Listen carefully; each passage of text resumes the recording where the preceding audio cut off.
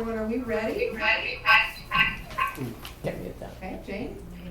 Okay. Well, good morning. Today is Wednesday. Try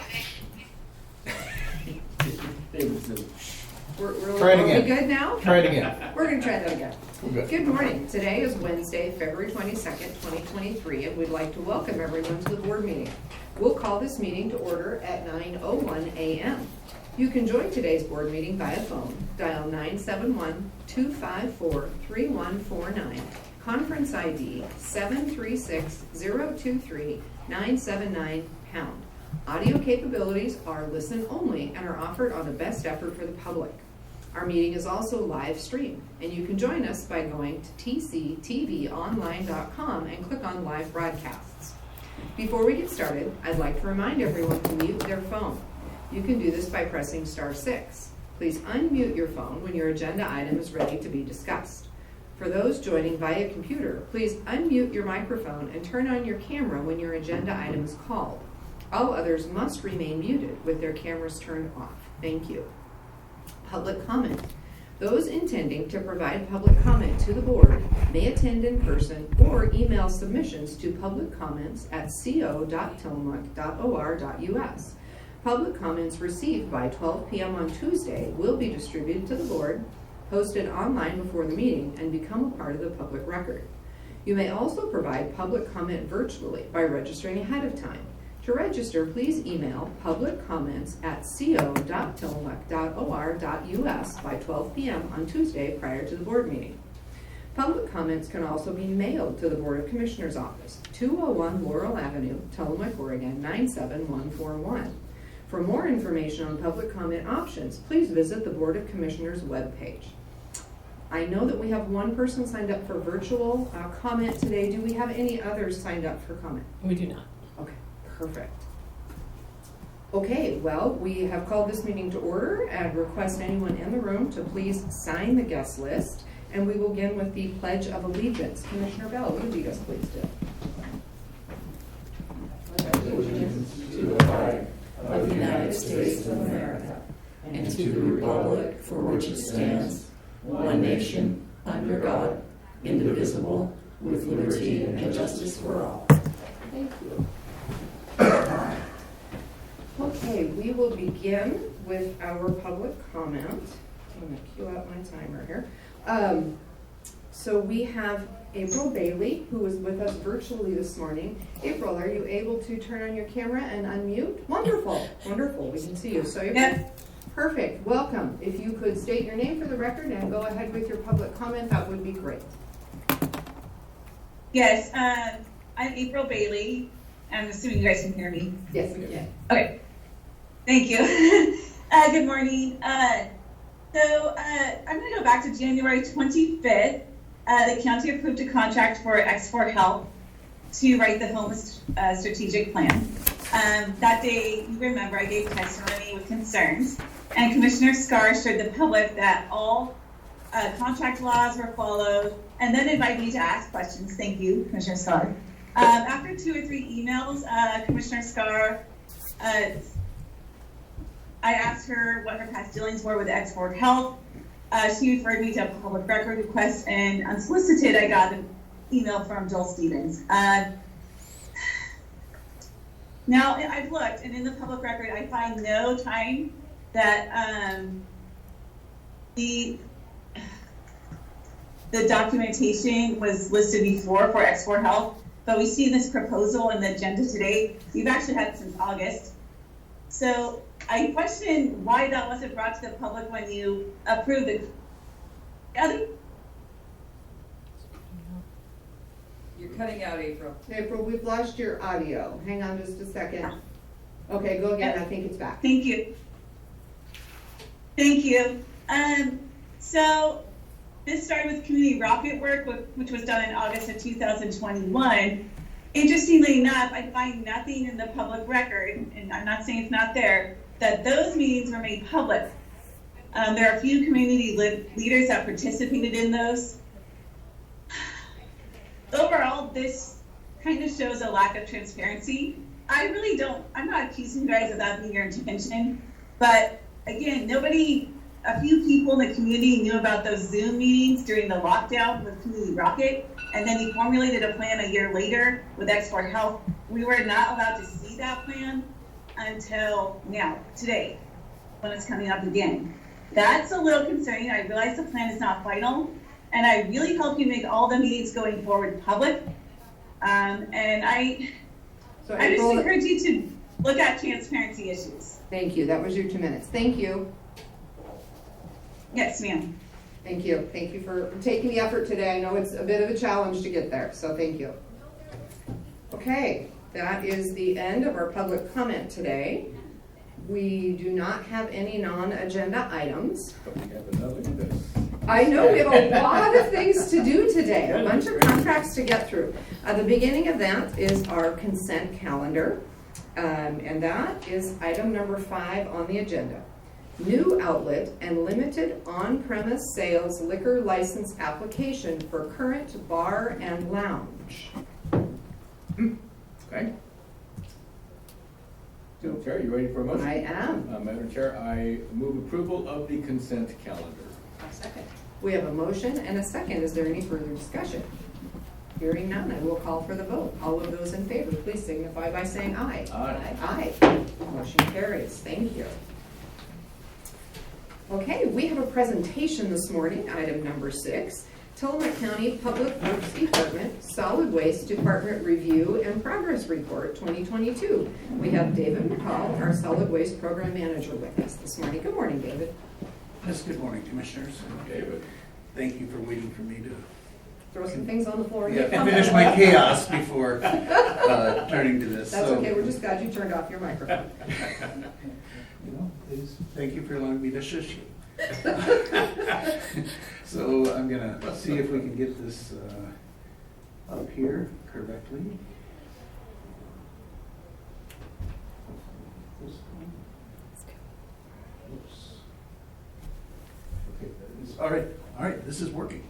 This is great. So for the record, my name is David McCall, and I am the Tillamook County Solid Waste Program Manager. And I'm here today at this point to give you a progress report for 2022 as is required by our comprehensive materials and solid waste management plan. So a little background in the big overall, so doing 50,000 foot level.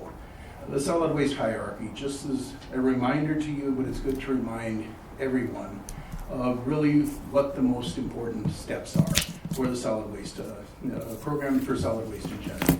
The most favored option, and I'm still waiting for somebody to make note of us using British spelling on this, but nobody has until this time. So the most favored option is to reduce the amount of waste we produce. If we reduce the amount of waste we produce, we don't have to deal with that at the end of the day. So that is the most preferable option. What we cannot reduce, or we do produce, try to reuse it as much as possible. Reuse those, use your glass jars for new canning and things like that. Reuse them in some other form. What we cannot reuse anymore, let's recycle it. Make sure that that element, that material, is able to return to a new life in its own form and through recycling. What we can't recycle, let's try to recover some aspect of it, which is valuable. This is primarily in the form of heat or nutrients. We do not use a waste-to-energy plant, so we're not talking about energy, but for example, composting. We're recovering the nutrients that come out of it and the energy for that to come out. What we cannot reuse, recycle, or recover in any other way, let's send to a landfill, but in a safe and responsible way, so that that landfill is not posing a risk to our descendants or even to us as the future moves on. So that said, the basis for which we use our comparisons each year is from 2012. In 2012 is when the Board of Commissioners formally adopted the Comprehensive Materials and Solid Waste Management Plan for Tillamook County in conjunction with all the cities. We look at the progress we've made since 2012 and also different developments that have come up that were not foreseen or included in the plan at that time, so over the last 10 years. In the meantime, we've also had an update to this plan through our visiting process. and through a series of what's called a Q-Sort meeting that we had in 2012. And Commissioner Bell will remember that activity. It's a very interesting way we did it. It's a way of looking at different issues and priorities, issues and concepts, and prioritizing them based on different perspectives that people have. And through that, there was 30-some different items we had, and we were able to look at different things and prioritize them from a social perspective, from an economic perspective, from long-term planning perspectives, things like that. And it gave us some really valuable information that we were able to utilize moving forward. In 2022, I would say the most significant challenge we had was staffing. We're not the only department that has told you this and is telling you this, I'm sure. But in the solid waste department, which has a budgeted 8.5 FTE, we have not had an outreach specialist since 2019. We have not had a code enforcement officer since 2020. And that is a real burden on the person sitting in front of you today. And we were consistently short at least one, sometimes two staff members, and this is primarily at the Manzanita transfer station. So remember what I said, 8.5 FTE is what we have. I've just listed to you 4. So we were operating with half of the staff we should have had, and that impacted our operations significantly, and also meant that the staff we had promoted were not able to do the work for which they were promoted because their position hadn't been backfilled, and it kind of kept us treading water for quite some time. But we also had some improvements last year in staffing. We had a very positive and beneficial change in the admin support. Our admin support person that helps us from Public Works has really been able to dig in deep and rectify a lot of the anomalies that we had and chaos that we didn't realize we had has now been made clear and straightforward. And through the sheer lack of staffing, the staffing that we had, figured out how to work really well together and become more efficient, and they work as a really well-oiled machine now. And I will point out, so this, when I prepared this is for the year 2022. It's now 2023, just 6-7 weeks into it, but we have made a significant advancement in Manzanita with staffing, and so we have some new team members on that are, gelling into their positions, so it's helped. Our Master Recycler program was essentially on hold last year. We started bringing them back for a few activities. They came back for the Home and Garden Show. A lot of them just didn't feel safe enough, good enough to come back with more activities. Fortunately, they've started coming back a little more in 2023. But in 2022, I would say that was essentially on hold. The 24, 25 people we have in that program, we hardly saw them. And that was not just 2022, but the last 3 years for that. And it's not true that we didn't see them. We saw them virtually, but it's difficult to go out and engage with the community when you are only doing that through a screen. And it was very frustrating for them as well, because they are a very dedicated group of people. Code enforcement, as I mentioned, is something that we have not had a code enforcement officer since 2020. We still have a large number of cases, and I want to put out there, we're not getting to everything in the county. Definitely we're not. When I drive down the road and I see what we're not getting to, very often I go out to one complaint and come back and write 4 or 5 letters, because that's what I see as I go on. But in 2018, we had 73 cases, and 63, which in 2019, which is the last year when we had a dedicated code enforcement officer, we had 63 cases that we handled that year. In 2022, there's 54 cases, so almost the same caseload. Unfortunately, what you see, 32 of them are still open at the end of the year, and that's just a reflection of the inability to spend enough time and attention to this moving forward, or going through the process. We had our hazardous waste program, which is, I feel very safe and confident saying this is one of the most successful hazardous waste programs in the state of Oregon. Our saturation rate just topped 8.9% last year, and 8.5 is what they say that's the goal to consider saturation. So we did that. We had almost 1,000 people, so 990 people come through our hazardous waste facility last year during main events. And once again, we took in just over 100,000 pounds of hazardous waste. Unfortunately, one of the things you'll see here is that we did not do any locally recycled paint last year. We didn't have the volunteer staffing, through our master recyclers, so all the paint that we took in, we shipped off. I mean, it wound up getting recycled, but so if you go to Metro Paint today, you could be buying some Tillamook County paint, but we had to ship it all off because we couldn't do it ourselves. In the last 11 years, we have served almost 11,000 customers, so vehicles coming through the facility, and over 1.1 million pounds of hazardous waste collected there. Here's our recycled latex paint program. As I mentioned, we did not add a single gallon to it in 2022. But total, we're still over 10,000 gallons of paint that has been recycled, or collected locally, recycled locally, and returned to the local community. This is used on local projects, and that's people's houses, sheds, barns, as well as some public facilities around as well. One of the things we did not have when this plan was approved back in 2012 was we were not operating the Pacific City Transfer Station. Since then, we have been operating it for several years now. And this is actually since January of 2015 is when we took over the operations of that. Here you can see on this chart how the quantities of various materials have increased at the facility.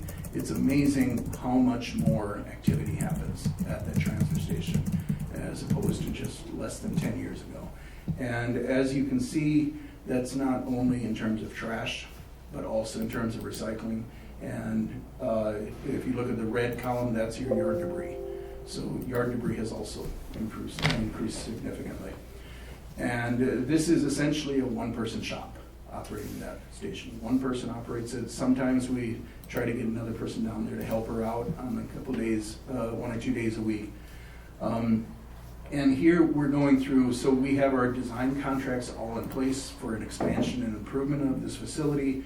We're at 30% completion right now, and this is just a bird's eye view of what we're looking to do, replacing the current 2 Z-walls with, I think it's 5 Z-walls we will have there, so more than doubling our capacity to take in waste and yard debris there, and putting in a building.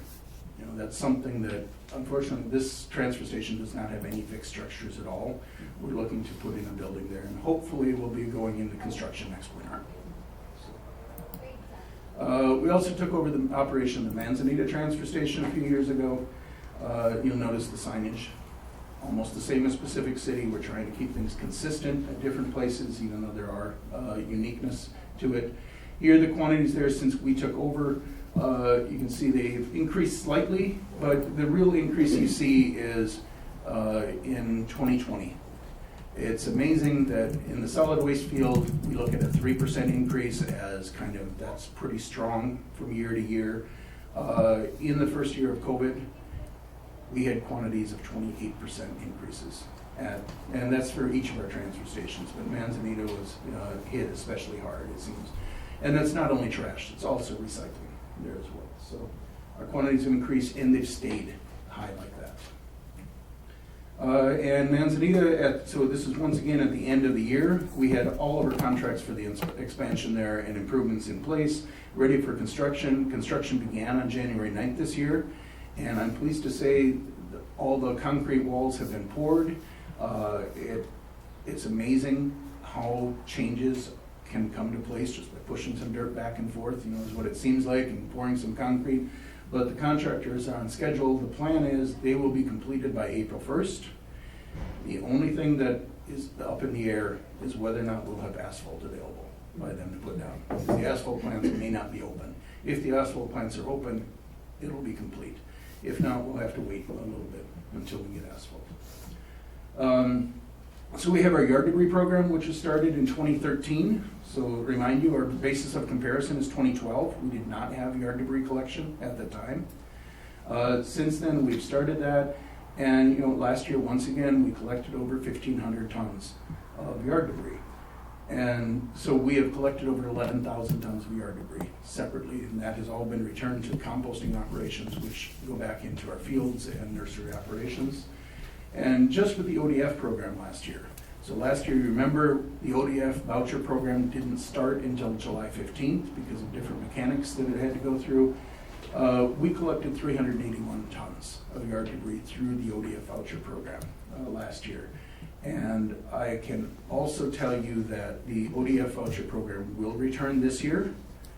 And the new ODF rep will be coming before you in a couple weeks to give you an announcement of some improvements in that program.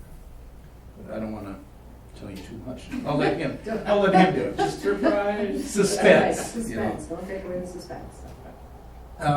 One thing that we also added, and I thought this was important to add this to my report this year, asbestos-containing materials. So we are currently, unfortunately, the only transfer station on the Oregon coast which is permitted to accept asbestos-containing materials.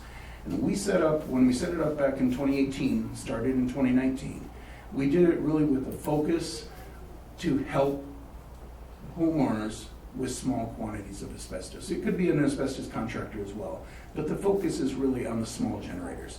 So if you have, in your house, you've got a bathroom or a kitchen project, and you find that you've got 3 square feet of asbestos tile or insulation or something there. Right now, or before this, your only option was to bag that up and take it to Hillsborough, where the minimum fee to dispose of asbestos is about $150. We set our program up so that you can get a pair of asbestos bags for $5. And if all you have is a bag of asbestos up to 25 pounds like that, you can dispose of it here in Tillamook for only $10. So it's really the focus for us is on the small generators, the owner occupants who are able to do this so that they're not exposing themselves and others to asbestos as they go through it. And they can properly dispose of it locally in a safe way. So since 2019, we have taken in 219 bags of asbestos like that, and most of it is 1 or 2, maybe 3 bags. It's very small quantities that come in those bags.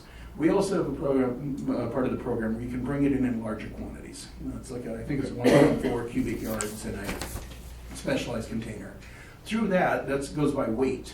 We have taken in over 9 tons of asbestos-containing materials through that. So the 219 is not included in the 9 tons of asbestos. And you know, that's from a total of 94 places. Just last year, we had 16 people, or 16 different transactions that came in bringing in asbestos.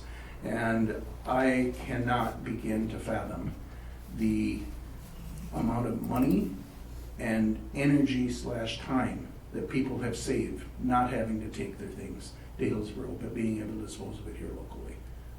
It is a real improvement. I would love to encourage other communities to, follow our what we've done and implement their own programs.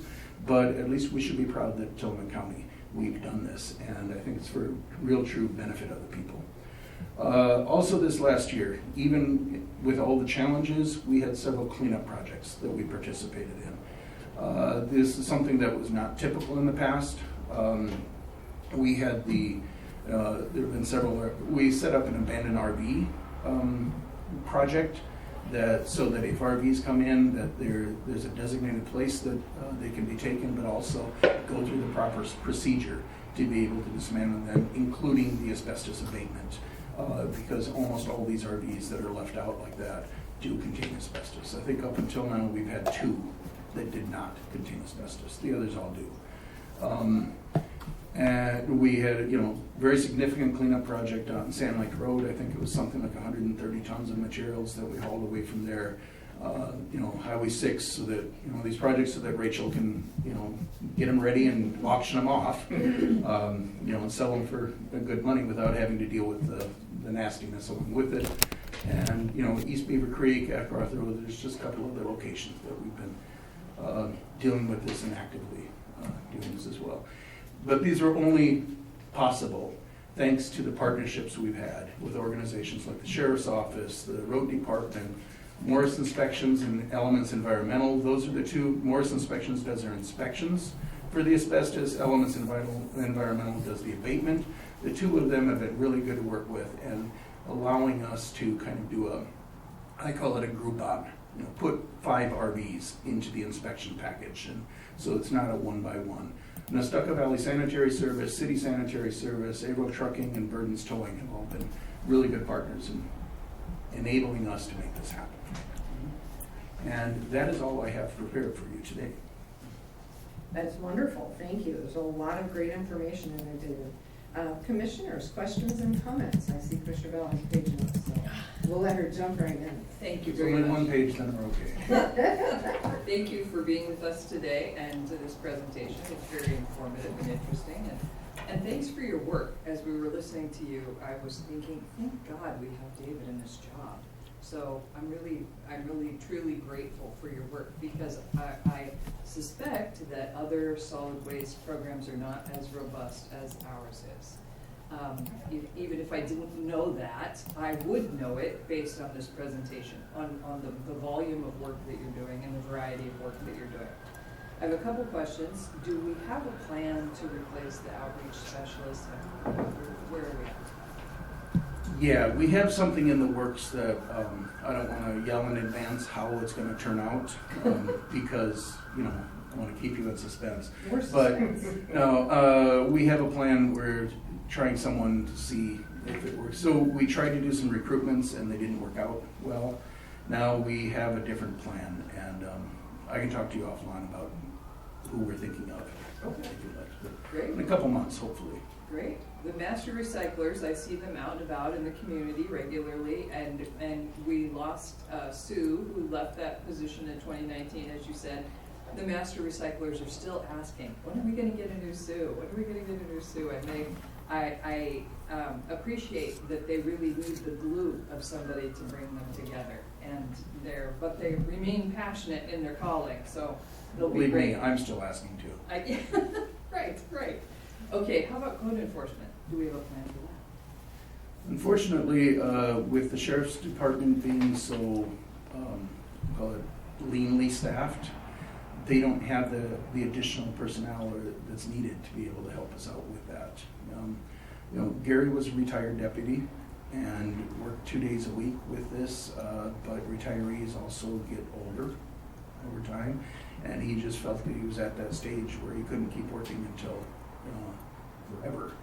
And there aren't that many retired deputies around either. We have budgeted money for half of a full-time deputy. Unfortunately, like I said, with the sheriff's office understaffed or leanly staffed, we have not been able to get that person. So I think the long and short is, well, we have a plan. Yeah. It just might not be realistic. Okay, all right, thank you. And how about bringing recycling paint back? Are we gonna do that again? Is that entirely volunteer-led? That is, it's all volunteer-led. It just depends on how many master recyclers we get to come to the hazardous waste events. And at our February event, for the first time in over a year, well, almost 3 years, we actually did start collecting our local recycled paint.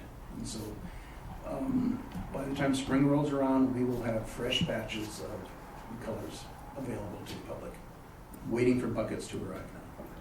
Terrific. How do we dispose of asbestos? Asbestos is, so you asked disposal, so I'm going to say the disposal part. How you Okay. get it into is different. But basically it has to be a double lined 6 mil bag, which is a thick, thicker than a normal contractor bag. Contractor bags are usually 4 or 5, maybe 6 mil. But it has to be 6 mil bags, and there has to be double bags, an inside and outside, properly labeled and things. It's put into the bag. The inside one is duct tape shut, so it's completely, airtight. Then the outside one is also duct tape shut, so that's airtight. And then it's put into what we have is a container where we put it in, for temporary storage. And then when that container is full of either small bags or big bags, whatever, then we take it to the landfill in Hillsborough, where they have a dedicated section where all they put in there is asbestos from different places. And that is basically marked off on the records forever, so that to make sure nobody will ever dig into it or drill an extraction well or something like that through that. It gets buried and sealed off forever. Okay, thank you. And other than that, I just wanted to say that the construction projects at the transfer station are very exciting. And I'm eager to see those move forward. And also thank you for all your work on the RV abatement project. It's so important. It's sad that it's necessary, but as we all who are driving around Tillamook County are aware, they're popping up everywhere. And it's really important that we have a plan and a program for how to dispose of them. And within all of the multiple rules that we have to follow. So thank you for working on It's amazing how many rules we have to follow, and that. I Right, think, I've been to a couple of those meetings, yeah, a lot of rules. I think if we looked at the stack of papers in front of Commissioner Yamamoto waiting to be signed today, we'd say, oh, that's all? That's all. Asbestos tends to be much thicker. Yeah, thank you for your work. And I would concur with Commissioner Bell. David, you're doing a great job. Again, Tillamook leads the state in so many ways. This is another area that Tillamook leads, and it is because of David McCullough. And we appreciate that so much. I just want to make a point. You're understaffed, and I just need to make that point that it's not because of budgetary issues. I don't know where people are, but they need to hire people. You always say that, and I always tell you, but I don't tell you again. I can't get it through my thick skull. Where is everyone? Maybe one day we'll be fully staffed again. We can work on it. You're doing a great job, and I hope you can keep it up. Thank you. Thank you. And David, I agree, you're doing a fabulous job. I love to see the breadth of the programs that we're able to offer. I know that the community appreciates it immensely. We know that when we didn't have the ODF yard vouchers, we heard a lot about that because that's an important program for our community. And I know that with the hazardous waste work, that is another really important program for our community. People ask for it. They want to know. They want to do the right thing because they value our environment. They value the health of those who live here, and it's a huge piece of what we offer through our solid waste. It's much more than just making daily trash go away, and I appreciate that very, very much. And I didn't realize that we were doing the asbestos, so that is a great service that we provide. I had the opportunity in my youth to do asbestos survey and learned a whole bunch about that. Don't breathe it. You can eat it, just don't breathe it. You can eat it, it won't hurt you. Maybe it may be good for you. Exactly, but don't breathe it. That's where it comes into challenge. And of course, it's a naturally occurring substance, which is the other thing that a lot of people don't realize is that asbestos is actually part of serpentinite in the earth, and that's where we get it. So dangerous to breathe. But anyway, I appreciate that we're doing that work because I had no idea. So thank you for all that you're doing, and I appreciate the report very much. Commissioners, any further questions before we move on? Okay, hearing none, we thank you, and we're just gonna keep trucking. We've got to get through all those papers. Okay, thank you, David. Okay, so we will jump into our legislative administrative agenda with item number 7, discussion and consideration of modification number 1 to professional services agreement number 6247 with Great West Engineering for the Pacific City Transfer Station Engineering Services. David McCall. So all this is a change in the end of the agreement for that. When we put the agreement together, I think we had really high hopes that we would be, completed by a certain date, and it's just become reality that no, it's more complex, it takes a little longer time. So all we're doing is requesting to extend the completion deadline for this agreement until June 30th of 2023. No other changes with that. So it's the same dollar amount, it's just a time extension.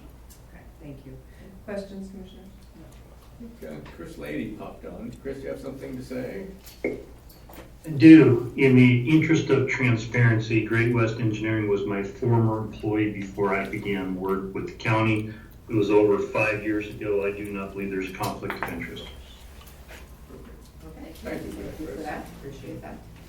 Okay, so if there are no questions, I think we are ready for a motion. Perfect. Thank you, Madam Chair. In consideration of modification number 1 to professional services agreement number 6247 with Great West Engineering for Pacific City Transfer Station Engineering Services, I would move approval. I second.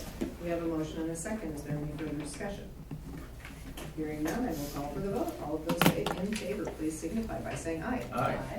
Aye. Motion carries. Thank you.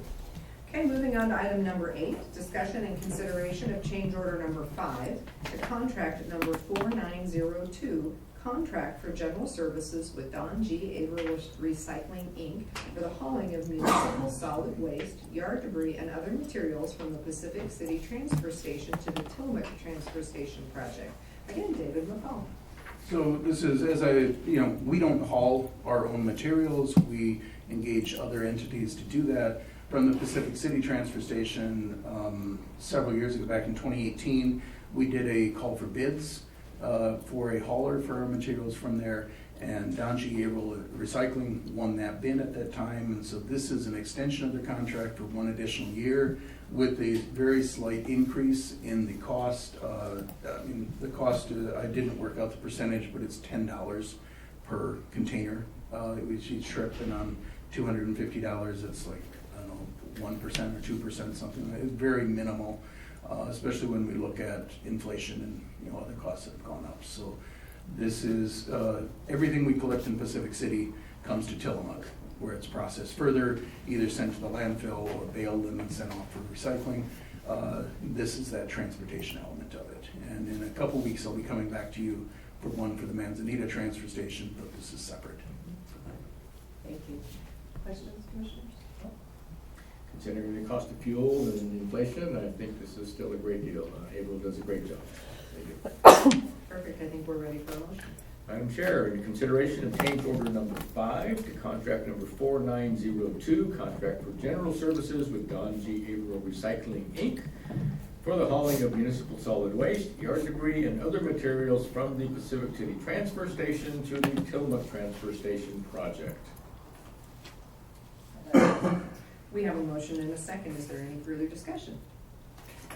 Hearing none, I will call for the vote. All of those in favor, please signify by saying aye. Aye. Aye. Motion carries. Thank you. Thank you. Thank you. Thanks, Dave. Okay, moving on to item number 9, discussion and consideration of Tillamook County Multidisciplinary Team Temporary Medical Assessment Protocol. Matt Kelly, Undersheriff. Good morning. Good morning, Commissioners. Hey, With good your morning. all permission, I'd like to, 9 and 10 pretty much relate directly to one another. They're a protocol and agreement with Juliet's House. So the county, Tillamook County has its own child abuse assessment center. We're in a little bit of a transition. We're trying to get an agreement with Adventist Health to provide a dedicated medical provider. And that's in the work, and I think it'll happen here before too long. But in the meantime, we'd like to enter into an agreement with Juliet House, which is also a child abuse assessment center in McMinnville. A really good program they have there. So until we get our dedicated medical provider, we can refer cases to that assessment center where they do medical evaluations and forensic interviewing. Most people don't realize that to interview children, that there's a suspect of child abuse or sexual abuse, there's a special certification that is required by people to interview those child. We have a handful of people that are in the sheriff's office, detectives and deputies that can do that, but it's a required certification to interview those children. And this agreement and protocol is just so we can do that, refer cases out to this assessment center where the medical exam will be done, and sometimes the interviews will be done. The funds that we pay Juliet House comes out of a CAMI child abuse grant, so it's not general fund, it's just a transition. When we get our assessment center in, we'll use those funds to pay for those fees in-house. So, and that's all I have unless you have any questions. Thank you, Undersheriff. Questions, Commissioner? I guess I didn't know that we have or have had our own. So can you tell us a little bit more about that? Yes, we've had our own. It's been in a bit of transition because the major component of our assessment center is the DMP, as we call it, the dedicated medical provider. Our past one, it's a hard job. I mean, dealing with these type of cases on a routine basis wears on the psyche with the medical professionals, the deputies, the counselors.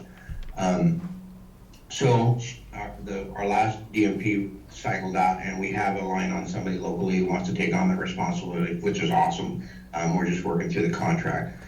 So we have an agreement with TFCC that we ran a couple of rooms there in their auxiliary building, and we're just getting that up and running. So it's much better that's how we want it to run, because it's another added trauma to ask somebody to go to McMinnville to continue these investigations and exams. We want to do it all locally and reduce it. It's a huge, major trauma anyway, so we want to reduce as much as we can by just doing it locally. I appreciate that, thank you. And also, I've heard good things about Juliet's house, so it seems like a good option in the interim. Thank you. Yeah, man, these are just difficult things to talk about.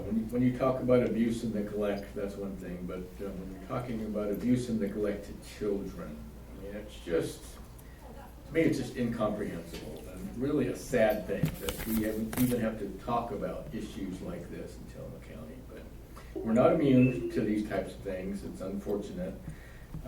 But I appreciate very much all that you do for this and putting these programs together. I look forward to bringing Adventist Health on as a medical provider in this. I hope that can work out pretty well.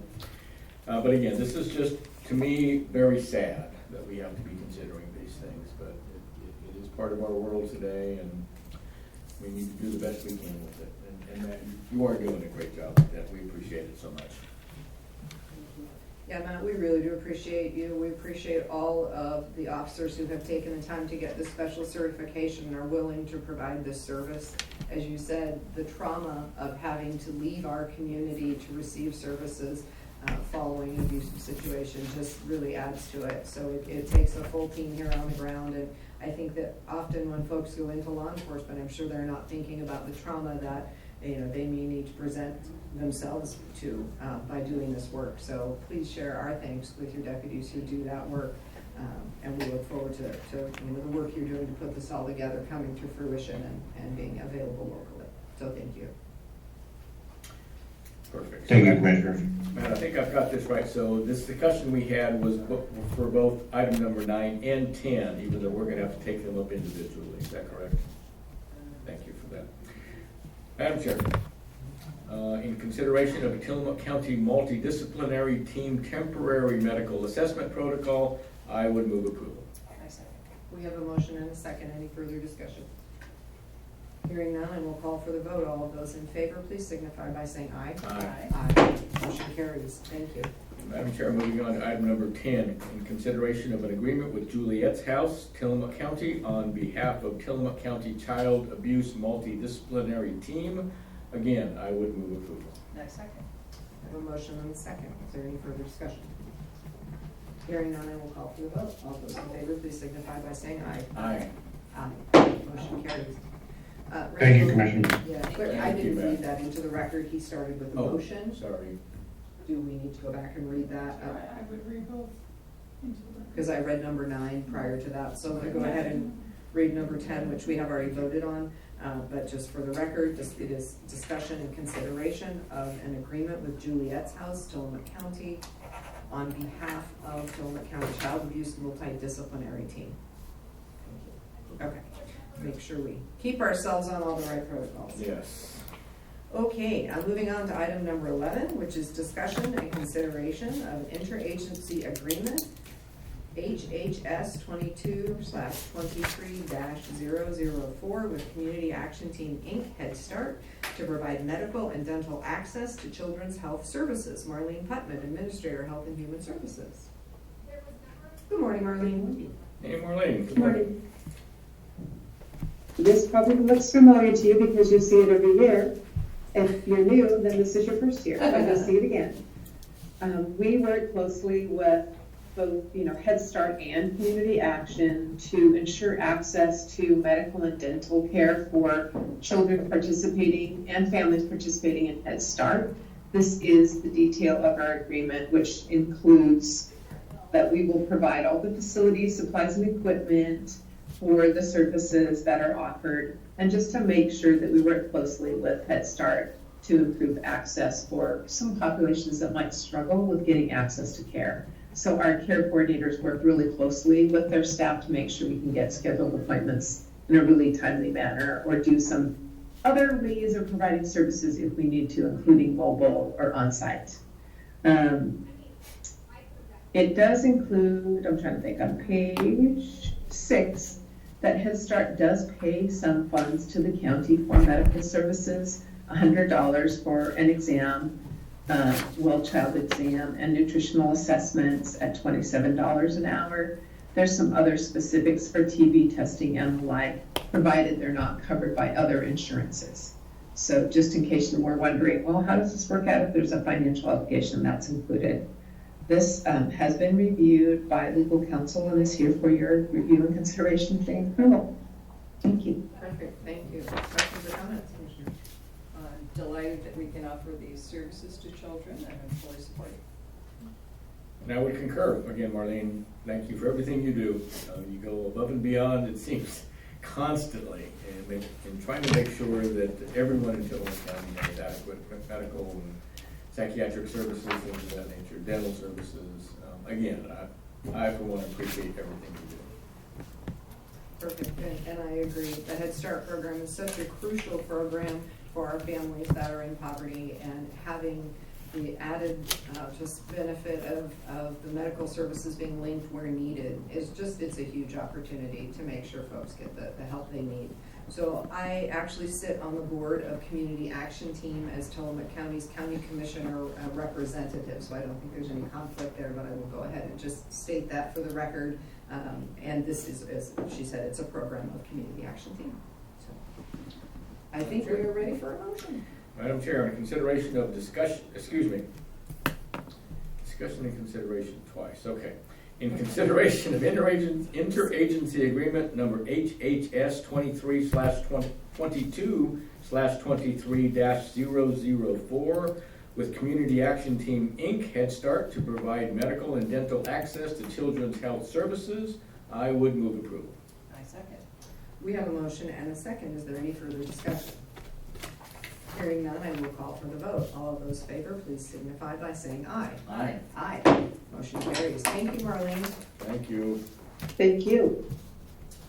Okay, moving on to item number 12, discussion and consideration of a professional services agreement with Environmental Science Associates, ESA, for the Reneke Creek Culvert Replacement Preliminary Design. Chris Laity, Director of Public Works. Good morning. Good morning. The Environmental Science and Associates has a current contract with the Tillamook Estuary Partnership. They're analyzing the Belts Marsh and the Belts Dike as far as a potential relocation. Reneke Creek is a body of water that drains into it. Relocating the dike could potentially modify where a Reneke Creek crossing could exist. Under contract with TEP, ESA is not under their contract to review alternative designs for Reneke Creek, which is directly tied to wherever that dike ends up being, if it does become relocated. We're asking to enter into an agreement with ESA to look at, in conjunction, so that we're using the same modeling as the Belts Dike. This is it's only contracted out through type, size, location to determine what type of bridge, what size and location of the bridge that would be. Keeping it under 100,000 means we could hire them directly. Above 100,000, we need to go out for additional proposals. We wanted to maintain, we keep the same design team involved. The next step with that is this allows us this sets the stage for future grant opportunities because we'll already have some of the documentation that will help support a grant application. Reneke Creek is located just south of the Sitka Sedge property that owned by OPRD. Reneke Creek is an interesting one. It floods pretty much every year. If you commute from Pacific City to Tillamook, you are driving through this. We shut down the road. Reneke Creek used to have a bridge. It was a 14-foot bridge that occurred back in the day. That was replaced with a 36-inch culvert. That culvert no longer has the ability to drain out to the marsh. The water was redirected down the county roadside ditch. This is where the current Reneke Creek is at. That water drains underneath or drains through an 18-inch concrete pipe. The concrete pipe cannot carry what a bridge could carry back in the day, so the road overtops. Preliminary estimates is that we would raise the road about 3 or 4 feet. We'd end up with a bridge structure The alignment could be a little different. It would require potentially relocating or realigning Renike Creek upstream and downstream. Depends on what happens with the dike. So this is why we want to go through a type size location. So I'm requesting a contract with Environmental Associates for a grand total of $88,017. Thank you, Chris. Questions or comments, Commissioners? It's fascinating to me that there used to be a bridge that was replaced with a 36-inch culvert, so bad call. So I'm glad we're doing the work, and it's interesting to see as the work progresses in that area, to see it tie in. So I was thinking as you were telling the story about Renike Creek tying in and how it's associated with the Belts Dike, et cetera. And so it's good to see it coming together as a whole. I would concur. Chris, that's something, that I drive every day. So I'm very familiar with all the water that flows around there. It hasn't flooded in a while, I don't believe. We've done some maintenance on the ditch along the road and all. I think it's flowing better, which is great. Appreciate that very much. I'm wondering how, I'm sorry, you mentioned you were considering moving the dike or replacing the dike, or what was going on with the dike? So Public Works has no involvement with the dike. That it was actually a project that had gone through the motions with OPRD. OPRD is contracted with TEP to come up with a larger view of that. Under OPRD, there were a couple different design configurations of the dike. There's a tie gate there. The tie gate has failed, and something needs to be done. Which ties directly into where does Renike Creek outfall. Okay, there you go. So I appreciate very much all the work you're doing here. Again, it does seem counterintuitive to me to replace a bridge with a culvert, but it happened everywhere in the county. Well, I was gonna say, that might be something we now know better, but at the time, financial things being what they were, we may have just had to get the road reopened. there you go, and I'll bet Bill Sargent approved that piece of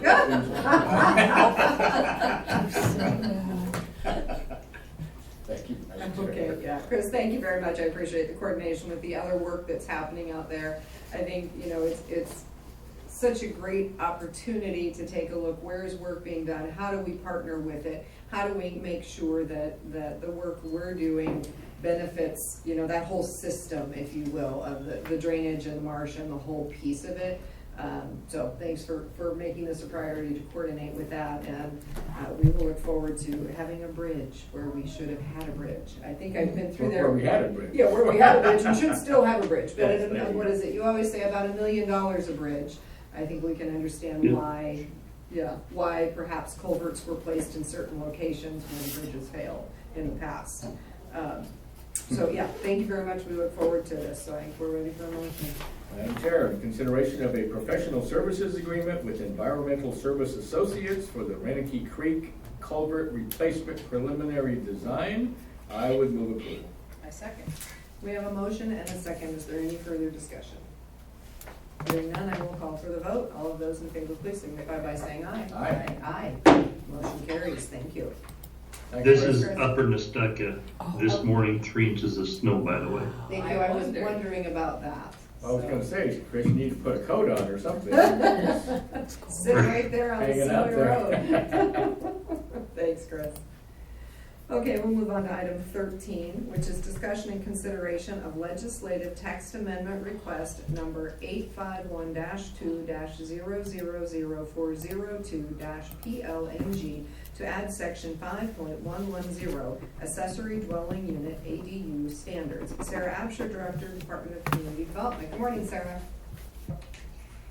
Good morning, Commissioners. Thank you. So yes, before you this morning is the board order, which serves as the final action in the decision to approve what's known as the accessory dwelling unit ordinance. The board heard this matter at a public hearing on January 30th, The revisions to the ordinance section were made largely to reference property versus lot and parcel. So once a signature has been put on the paper for the order, we can start the 90-day clock to count down to when our community members will be able to take advantage of this new housing option. Wonderful, thank you, Sarah. I will do whatever I do and start myself, because I'm excited about the ADU ordinance. So, you know, a few years ago, I think it was 2017, we held a housing summit here in Tillamook County. Sarah did a fabulous job putting that together and really took the temperature of the community to say, we see this housing crisis. It is here, it is growing. What sort of solutions does the community feel good about? And the community selected 3 items for future work of the Community Development Department and the then forming Housing Commission. And this is the final piece of that work. It is making ADUs possible in our unincorporated communities. It's some work that actually had been started before that. Commissioner Yamamoto was part of that, I believe, 10 years or so prior to that, when the community resoundingly said, no, thank you. Thank you, but no thank you. Thank you, but no thank you. So what's really exciting is that with the work that Sarah did, starting with that community summit, to really ask the community, how are you feeling about ADUs? And then to continue through the process, working with the community advisory councils in each of those unincorporated communities, working with the Housing Commission, really going back and talking about the needs, talking about how this can be an affordable solution to provide additional housing. The communities came out in support of it rather than against it. So it's an exciting time in Tillamook County as things have shifted. Within the ordinance, there is a requirement that it not be a short-term rental, cannot be used for transient lodging, which was one of the concerns that we've heard from the community many times. So that it's a one-page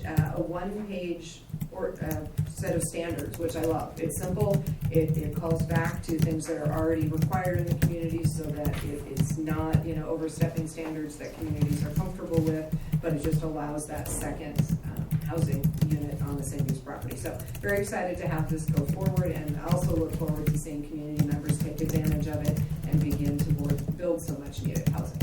So, commissioners. I think this is exciting also. I've heard from a number of people in the community who were thrilled that we passed it, and I look forward to, as we talked about when we passed this, it's not yet available throughout unincorporated Tillamook County. It's just available currently in organized communities. So I look forward to the next step, which is when it will also be available in rural residential lots. So this is an excellent first step on the path. So thank you for all your work on this. Yeah, it is amazing how things change over time. I do remember when this got brought up many years ago, and I was not in favor of it at that point. But it's amazing how things change. It really is. I was with Sarah on Saturday when both of us addressed the Civic City Woods Citizens Advisory Committee on many different topics. This is one of the topics that we talked about, or Sarah talked about, excuse me. But I think it's great. It's great movement forward. And I'm looking forward to, there was one question we received that, of course, is about the utilities in each area, and we have no control. Those are special districts, so what they charge for water and sewer hookups, things of that nature, how they may look at an additional dwelling unit on a single piece of property, or especially within a single building. It's going to be interesting how they look at that. But again, we have no control over that. I'm hoping this moves forward with some speed, because this is part of what we're going to be looking at to relieve our housing issues. So with that, I'm looking for a motion, Madam Chair. I am looking for a motion. Perfect. Madam Chair, in consideration of legislative text amendment request number 851-22-000402-PLNG, to add section 5.110 accessory dwelling unit ADU standards, I would move approval. I second. We have a motion and a second. Is there any further discussion? Hearing none, I will call for the vote. All of those in favor, please signify by saying aye. Aye. Aye, motion carries. Thank you. Thanks, Sarah. And just. Thank you so much. Yeah, and thank you again, shout out to the housing commissioners. This was on their plate over the last couple of years, and housing commissioners, you know, they're a great group of volunteers led by our housing coordinator, Thomas Fiorelli, and they did a fair amount of work on this in their code committee. Again, just making sure that what we were bringing to the community is something the community would appreciate. So shout out to my housing commissioners as well. Thank you. Okay. Moving on to item number 14, discussion and consideration of a personal services agreement with X4 Health for the Coordinated Homeless Response Project. And we have Thomas Fiorelli, our housing coordinator, Department of Community Development. Long sentence. Good morning, TJ. Good morning, Commissioners. Thank you. Good morning, TJ. Before you have the final service agreement following the required protest period. This is actually coming to you 1 week later than I had initially intended. I took last week off for some personal things I needed to take care of. So I wasn't here on Wednesday last week. I'm here today presenting this to you for X4 Health. Just to reiterate what we discussed with you when we first brought this before you a few weeks ago, this is a service agreement for a service provider to help us craft a strategic plan for the Coordinated Homeless Response Pilot Program that Commissioner Scar and Community Development are leading alongside about our 7 cities and multiple community organizations throughout Tillamook County.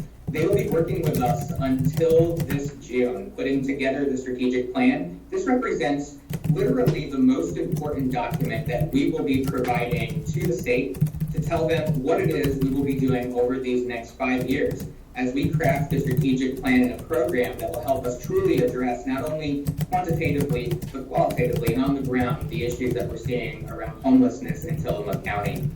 So with that, I'd like to stop and ask if there are any questions or comments for me on this. Commissioners? I think it's really, we talked about it thoroughly in January, and I think it's an exciting proposal. It's an exciting project. I appreciate that the county will be coordinating with all of the cities to come up with a comprehensive countywide plan.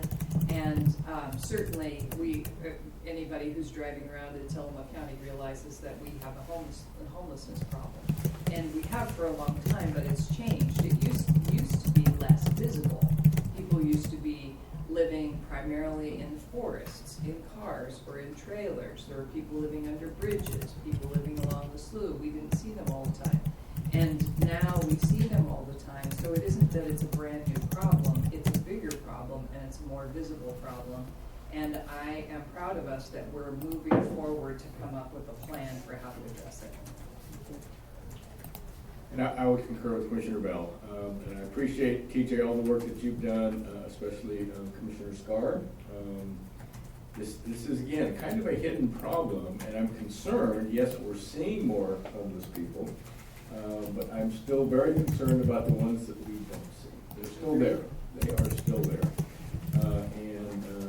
This is high on the governor's priority list, even though she may have left out some of the rural counties. But I think this will help position us in the governor's eyes to make sure that we have appropriate funding to really work on this problem. I am concerned now that they are more visible, and I'm concerned that there is still a huge undercurrent of those that we don't see. So that's something that we really do need to address. This is not an issue that does not involve Tillamook County, because it does. So that's an area that I think this program is going to help us. So again, I appreciate all the work that's gone into this. Perfect, thank you. Yeah, I think that, as Commissioner Bell said, it is a growing problem. It's a much more visible problem. And as Commissioner Yamamoto said, the governor's made it a priority, but then unfortunately left out the 26 rural communities because our data did not prove that our issue of homelessness was growing fast enough.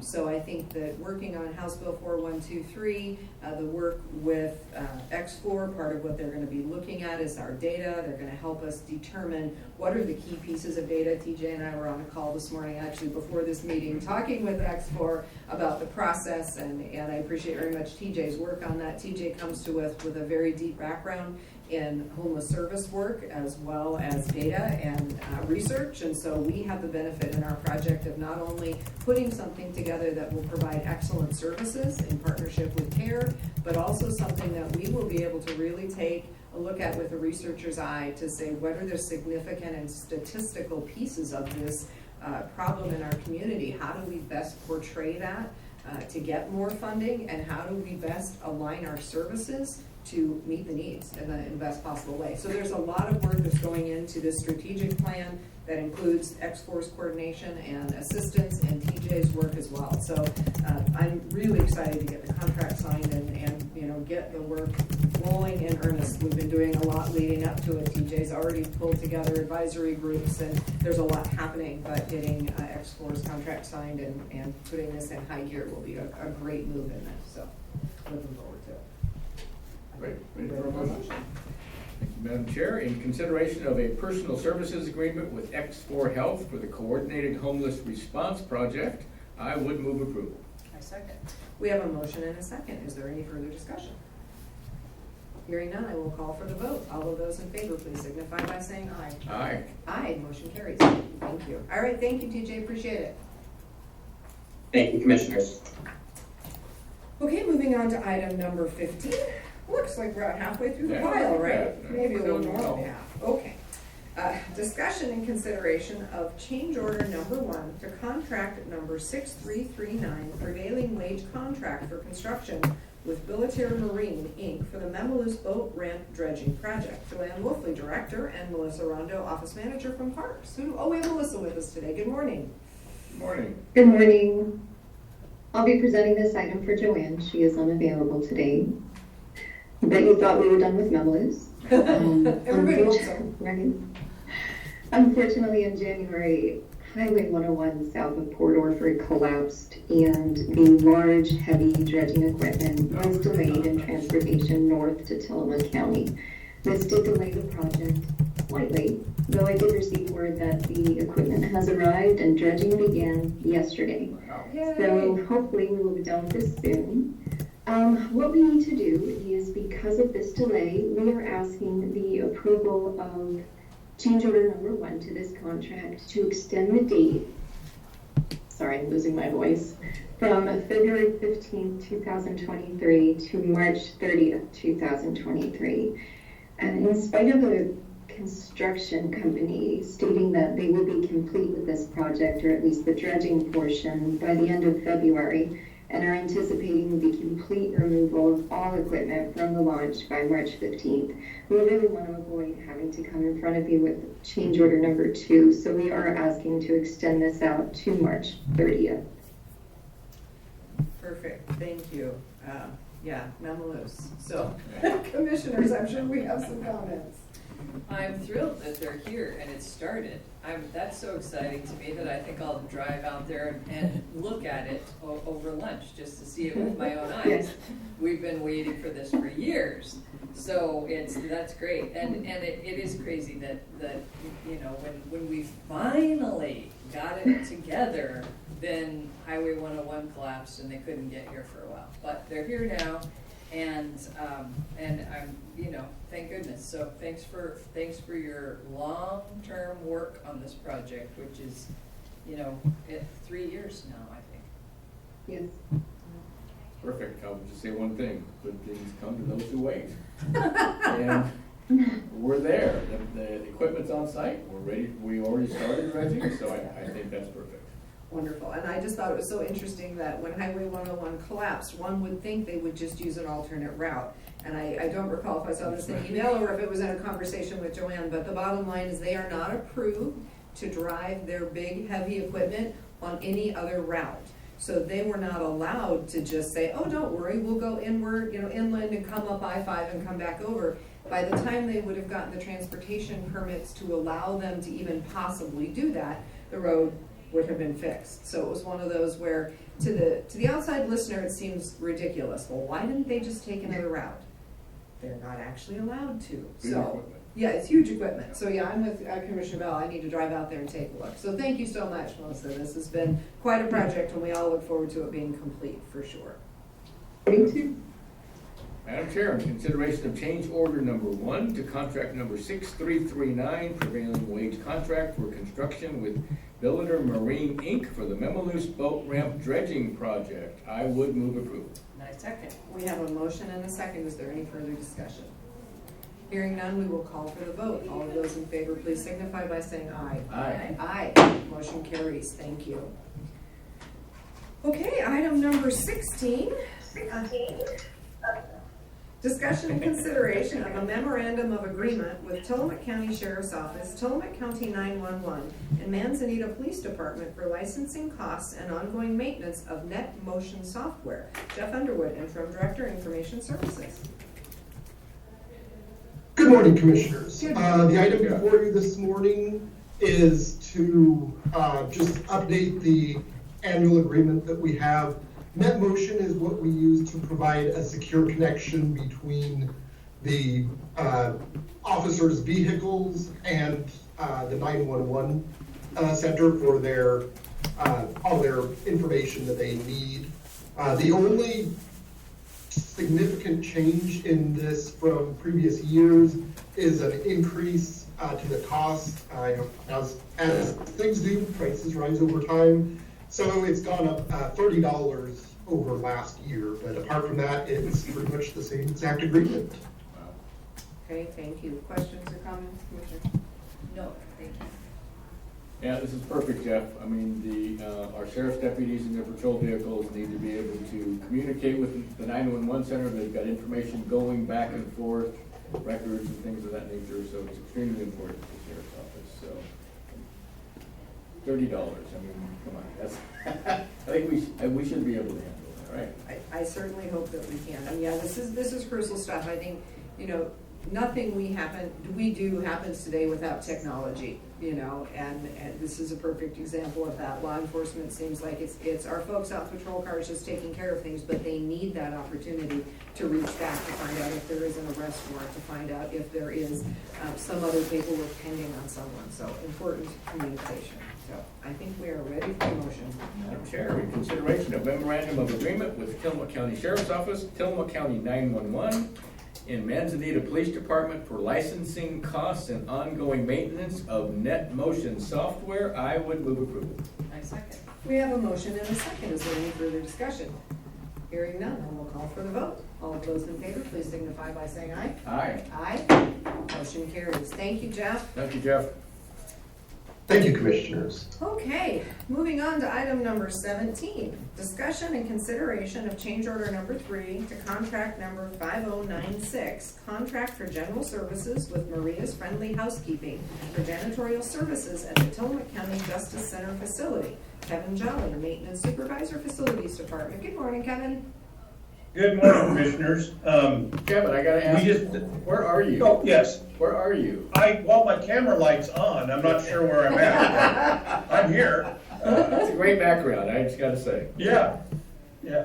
Okay, the first one is a change order to extend the services agreement for Marie's Friendly Housekeeping out of the jail for another till June 30th of 2023. No, the prices hasn't changed. She's not changed her scope of work. It's just extending the term of her contract. Perfect, okay, I think we saw a little bit cleanup on this at our last meeting with a prior contract, and now we're into the current year's contract, so. Correct. Yes, perfect. Questions or comments? I talked to the sheriff yesterday, and we mentioned this Maria's Friendly Housekeeping for janitorial services. He said that they are thrilled with her services. She's been working there for years. She's friendly, she's kind, everyone likes her, and she does an excellent job. So they couldn't be happier with her services. Perfect, thank you. Agreed. She has to be friendly, it's in her business. So, I'm in full agreement here. Perfect, and this, at the Justice Facility might not be everybody's cup of tea as a cleaning service, so we certainly appreciate her doing the great work that she does for us out there. Right, exactly. I wish I could hire her to do jobs for us elsewhere, but unfortunately, she's booked solid, so she does good work for us. That speaks highly to her services if she's booked solid. Perfect. Madam Chair, ready for a motion. In consideration of change order number 3 to contract number 5096, contract for general services with Maria Friendly Housekeeping for janitorial services at the Tillamook County Justice Center facility, I would move approval. Nice second. We have a motion and a second. Is there any further discussion? Hearing none, I will call for the vote. All of those in favor, please signify by saying aye. Aye. Aye. Motion carries. Thank you. Okay, Kevin gets to stay with us for item number 18, discussion and consideration of change order number 1 to contract number 6284, contract for general services with Northwest Control Company, Inc. for the Justice Facility HVAC DDC controls upgrade. Kevin. Yes, same thing as the previous. We would like to extend the completion date for the contract from, it was December 30th to March 31st, 2023. They just had a lot of difficulties obtaining the parts for the project, global supply chain. We've all heard it, but we finally have all the parts in order, and actually they started the project on Monday. So it took a long time to get to this point, but all of our ducks are in the row, and the only thing we need to do now is just extend the project completion date. Perfect, thank you. Questions or comments, Commissioners? Terrific. I'm glad it's moving forward. No questions.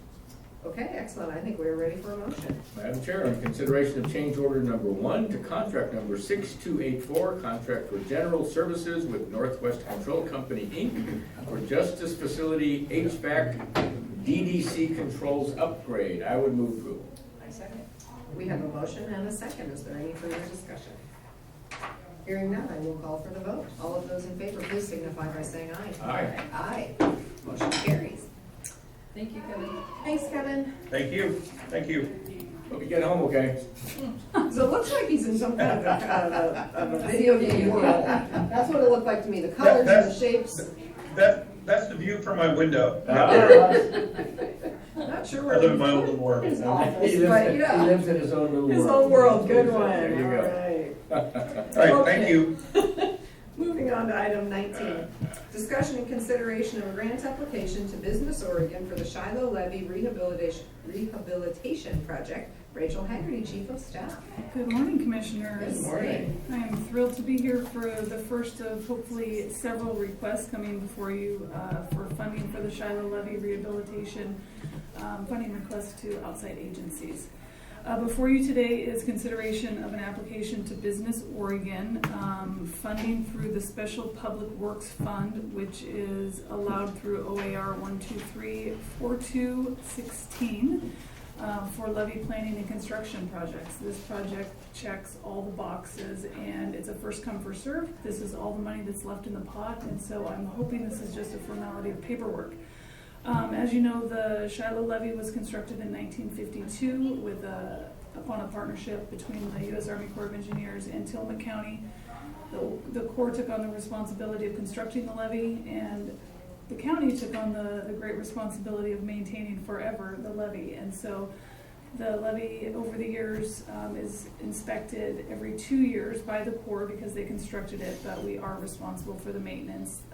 The levee continues to receive a minimally acceptable rating. We haven't had any details on a more in-depth assessment of what that means and how to repair it. So in 2022, the county commissioned the services of Dowell Engineering to conduct a full assessment at low water flows in August. We have that assessment. They've identified the repairs that need to be completed. We have updated cost estimates, which are reflected in the budget on page 2. So we're looking at, with engineering, about $4.7 million. The request of Business Oregon is $1 million. For the first time, to my knowledge, there is a federal account that is being funded this fiscal year through the federal appropriations process. So next week you will see, among other projects, a request before you for $3 million to the Homeland Security's FEMA Pre-Disaster Mitigation Fund. And then the balance of $708,000 in a conversation that Chris and I, Director Lady and I had with Representative Javity and Senator Weber last week. We are also going to be submitting an Oregon Capital Funding Project request, which will also be coming before you next week. So this may be the year that we, excuse me, finally pull all the money together for reconstructing the Shiloh levee, the Oregon Capital funding, and the funding before you today should turn around pretty quickly. And then the federal funding, if awarded, the $3 million would be next year for construction. So I'd also like to thank Chris for all of his work on this. We've been going gangbusters and trying to pull this together at the final hour, pulling together letters of support from ODOT, the City of Tillamook, Tillamook Bay Flood Improvement District, and as you probably noticed, there is no place for you to sign on the application itself, but am looking for your consideration and approval today. There is a letter of consideration as well that's attached to it. So that is ready for your consideration. Perfect, thank you. Commissioners, comments and questions? This is thrilling. This is so exciting. When I read this, I was just cheering in my office. I know, you didn't know it was coming. Oh my gosh, what a happy surprise. And I thank you for working on this, and thank Chris Lady also for working on this. When we were in Washington, D.C., I saw a string of emails between Chris and ODOT that he went to ODOT, he tried to talk them into participating because, of course, the levee protects the Highway 101. And, you know, they started past the buck, and so you guys moved on. But you both have been working really hard on this, and it's thrilling. I don't know exactly how many years the Shiloh levee has been on our federal funding priorities list, but at least 15, because I remember it from when I was at the Headlight Herald. And so a long time we've known that this work needed to be done. And the levee protects the bridge that goes over the Wilson, it protects 101, it protects all of the businesses on North 101. So it's very, very important to our community, and I just couldn't be happier that we're at this point that, you know, I felt like, oh geez, you know, like holding your breath, like, oh geez, I hope this is, it really happens. So thank you. For many years, we've had a federal priorities list, and the top two, number one, of course, has been the South Jetty. Number two has always been this levee, repair of this levee. Things are happening very quickly all of a sudden. I mean, if you look out at the South Jetty area, the rocks are, I mean, huge boulders, one rock per truck, and that work will be starting shortly. And that came with $66 million from the federal government for the South Jetty work. Just all of a sudden, the Shiloh levee moved from the number 2 position to the number 1 position. And Rachel, I just have to say that you have been just putting in so much work on this, cobbling together the monies needed to make the repair to this levee, because it is important. That's why it's always been number 2 on our list. But all of a sudden, after 15 or 20 years of having number 1 and number 2 on the list, all of a sudden, within a couple 3-year period, they're all getting done. And I'm very confident in the way that you have put this together with funding from different streams of money. This is going to happen. I just know it is. It's because of the work that you've done on this, and I appreciate it very much. So this is another big step forward for Tillamook County. Thank you. Agreed. I think this is very, very exciting. It's, you know, a hugely important structure. That North Tillamook County area is where we have a lot of our big businesses, in fact, and it's really crucial. So I'm very, very hopeful. I keep my fingers crossed. I do want to be clear with our listeners that these are grant applications that Rachel does an amazing job with. But sometimes even the most amazing grants don't get funded. So this may be a beginning of a multi-year fundraising effort. I hope not. I hope that the optimism that we are feeling is well-founded, and that we get this funded and are able to fix it rapidly, because it really needs to be done. And I think this is a prime time with the infrastructure money that's running around out there, and people recognizing and realizing that infrastructure in so many ways of our nation is old and crumbling, and this is one of those pieces. So I have my fingers crossed, and I'm very hopeful, and I also appreciate very much, Rachel, the work you're doing. You have so many special projects on your plate, and we just keep throwing more at you. It's like, well, can't you make this one a priority along with the other 27 that you have? And you always say yes, so thank you for Well, that. she doesn't always say Well, she does to me, David. Well, you're special, you are. So, thank you for the work that you're doing. And I'm just kidding, of course. Of course, we all are. Gotta have some fun in this meeting. That's right. Especially when you have that many, 19 agenda items, most of which are contracts. Okay, so I think we are ready for a motion. Sure. In consideration of a grant application to Business Oregon for the Shiloh Levee Rehabilitation Project, I would move approval. I second. We have a motion and a second. Is there any further discussion? Hearing none, I will call for the vote. All of those in favor, please signify by saying aye. Aye. Aye. Motion carries. Whew. Okay, so we are on to item number 20, board concerns. Do we have any board concerns today? I don't have concerns, but I did want to talk for a minute about the NACO conference. We weren't in this meeting last week because the commissioners were at the National Association of Counties Conference in Washington, D.C., and it was so worthwhile. It was really very inspiring and interesting. And one of the things that I was just thinking about as we were voting on item 19 was that we heard from legislators that the Infrastructure Act money that is available, that will be coming over the next 8 years, that this is a once-in-a-lifetime opportunity. There are people, career politicians, who came and talked to us and said, this kind of funding has never been available before in my career, and we expect it never to be available again. This is it. This is like the last time this happened maybe was in the 60s. And so it was valuable for us to go and learn about that and build some connections with people and come up with some ideas about how will we best position Tillamook County to take advantage of that. We were talking about that yesterday in a budgeting meeting that I had with Chris Laity and Treasurer Sean Blanchard for roads, because infrastructure, obviously. And so how will we, what do we need to do to position ourselves to take advantage of those funds? Because there are matching funds, so we're strategizing about where do the matching funds come from. And so I just wanted to mention that it's a very exciting time, and it was well worth our time and investment to go and figure out how do we set Tillamook County up for the maximum success to be able to take advantage of what's available to us now. So I'm thrilled about that. And I also wanted to mention briefly that last week I went to the ODOT Highway 6 open house, and ODOT is working hard on a plan to improve Highway 6.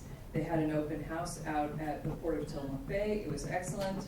It was very interesting, and they've come up with, they've gathered all of what they think are the problem areas and all of what they think are possible solutions.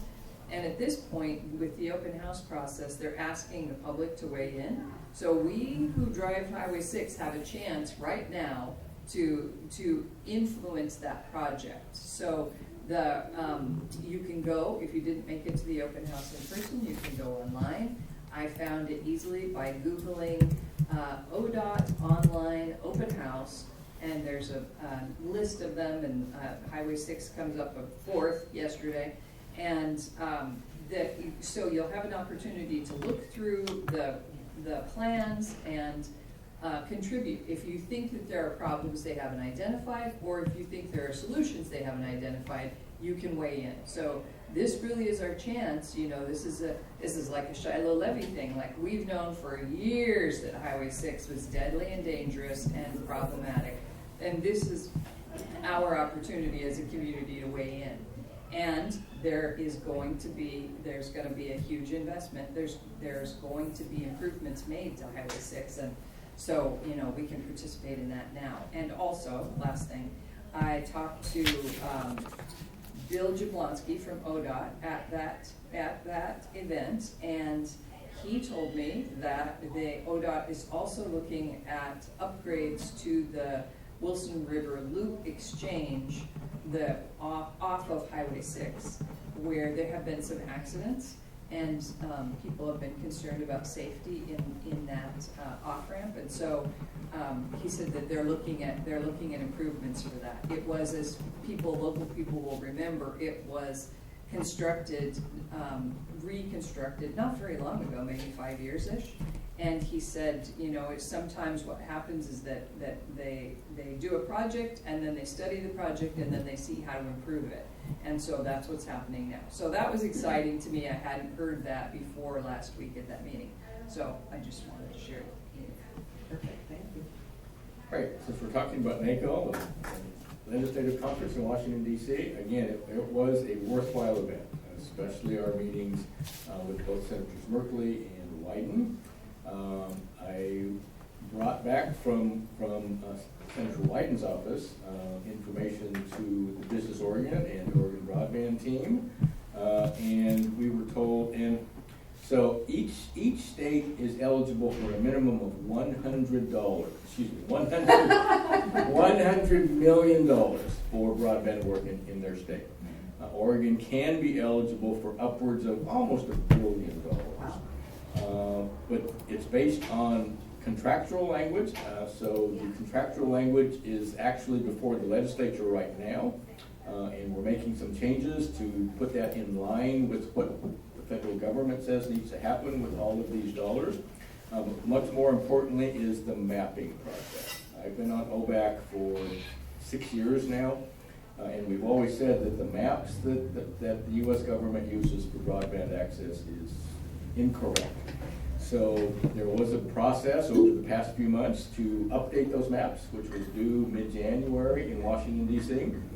Those maps are still horribly incorrect. So I brought that up to Senator Wyden and said, we're being told by Business Oregon and all that there's nothing we can do at this point. The maps are the maps. The maps, the way they're currently configured, we're eligible for maybe just under $500 million, $500 million. But that kind of means we're leaving another $500 million on the table. So I said, I don't like the fact that we're being shortchanged possibly because the maps are still incorrect. And we were both at the meeting. He just sort of leaned back in his chair and smiled and said, well, no, the maps aren't finished, because he agrees, especially in Oregon, those maps are not correct. So we have a challenge process in place, and he said, you could be working on these maps up until maybe June 30th to update the maps. If we are able to update the maps, then we're eligible for even more money than just under $500 million that the state of Oregon is eligible for. So it's very important. So I've had a couple of conversations with Business Oregon, and they now agree that maybe we're not finished with the maps. There's a challenge process. So Business Oregon is going to be putting out a memorandum to the public, where anybody can go in to a Business Oregon website, look at the maps, and actually take that map down to their neighborhood, their one block area or whatever. And they can look and see if what's on the map, what's listed on the map as far as internet speeds and internet connections and internet costs, if it's accurate. If it's not accurate, they can, on that website, challenge that information. And that's exactly what we need to do. We need to get as many Oregonians as possible looking at those maps, and if the information on those maps is not correct, please challenge it. Every challenge that is approved will increase our odds of getting even more money from the federal government on this project. And of course, that's part of the money that Tillamook Lightwave and Tillamook County is going to be looking at to bring fiber to the home in Tillamook County. So there's a lot going on, but again, these trips to DC are extremely important. I hate to say this, but that's where the major money comes from. It does, and we have to be accessible. Our legislators are accessible, but often, and when they're here, they are accessible, but they're usually in Washington, D.C. that way. Washington DC. And then, well, yeah, it's Washington DC, it's that way, right? Go to the airport and then you go. So, again, these trips, even though they're fun, we got addressed by President Biden, which was terrific. But these trips are very important because they do make sure that we have conversations with our federal legislators. As a matter of fact, we saw Congresswoman Bonamici yesterday. She was in Tillamook County, which was perfect. And that was good to meet with her. So I think that's all the comments that I have for today. Perfect. Well, I will talk a little bit about NACO as well, because I think each of us attended slightly different sessions and slightly different experiences, all of them wonderful. So for me, going to NACO, having the opportunity to hear directly from heads and deputy heads of departments at the federal government was very, very useful. I have an entire little notebook full of notes that include a variety of funding sources, all of which sounded like things Tillamook County should be researching. We should be seeing if we qualify for these different funding opportunities. And I attended a subcommittee meeting that was on community development, economic development, and workforce. And there were a number of different funding sources in there that could come directly to Tillamook County to look at workforce development. So those are some of the ones that I'm following up on. I also had an opportunity to be in a session where we were addressed by the Deputy Secretary of HUD. And so much of the money that comes for services related to those experiencing homelessness or low-income housing, that all begins at HUD. And the rules, the regulations, the decisions that impact our ability to access and use those funds come from HUD. And I had the opportunity following that meeting to stand out in the hallway for about 10 minutes and talk with the Deputy Secretary from HUD and just share with her the experiences that we have in small rural communities that keep us from accessing a lot of those funds. So that's an amazing opportunity. She's got my name and my phone number, and she's gonna have somebody in her team follow up with me. That's what happens when you go to Washington, D.C. You know, it is where so much of this begins that then trickles down through a whole series of channels and hopefully gets to us. But without us, them hearing our voices, they don't know where that's not happening. So it's definitely a worthwhile conference to attend. It allows Little Tillamook County to have a very big voice. I think that's what really occurred to me, is that we do have friends at the federal level, and we do need to be in communication with them to get, you know, our needs met. So great conference. I was delighted to be there and look forward to doing that again. I'm sure if I remember one more comment. Sure. Thank you. So there are those out there that think we really shouldn't be looking at this money. We're just adding to the federal deficit.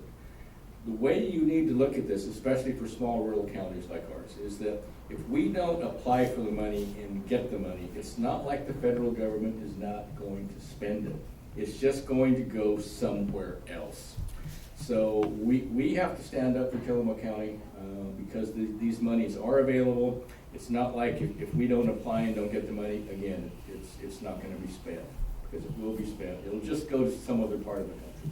So it's important that we understand that, and it's not like we're trying to add to the federal deficit, but if the federal government is deciding they're going to put this money out there, we need to be in line making sure that our voices are heard. So thank you for that.